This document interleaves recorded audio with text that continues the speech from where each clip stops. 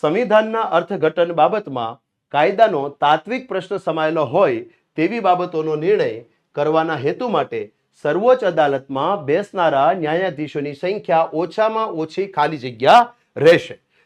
Option A છે 5, option B છે 6, option C છે 3, ઓપ્શન ડી છે 4.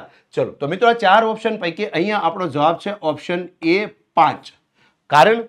કારણ કે ભારતીય બંધારણનો એક આર્ટિકલ છે મિત્રો, આર્ટિકલ નંબર 145. બંધારણના અનુચ્છેદ નંબર 145 ની અંદર બંધારણના અનુચ્છેદ નંબર 145માં એવી જોગવાઈ કરવામાં આવેલી છે કે જ્યારે સુપ્રીમ કોર્ટ સમક્ષ કોઈ પ્રશ્ન રજૂ થાય અને એ પ્રશ્ન જો બંધારણના અર્થઘટનને લગતો હશે તો આ બંધારણની સમસ્યાના ઉકેલ માટે કમસે કમ 5 જજની બંધારણી બેન્ચ બનાવવી ફરજિયાત રહેશે. આર્ટિકલ સહિત વાત કરું છું મિત્રો. બંધારણના આર્ટિકલ નંબર 145 મુજબ જ્યારે પ્રશ્ન બંધારણીય સમસ્યાનો હોય અને એના ઉકેલ માટે જ્યારે ન્યાયાધીશોની બેન્ચ બનાવવાની થાય ત્યારે સુપ્રીમ કોર્ટે કમસે કમ 5 જજની બેન્ચ બનાવવાની રહેશે અને તેથી આપણો જવાબ છે ઓપ્શન એ 5 જજ. ઓકે.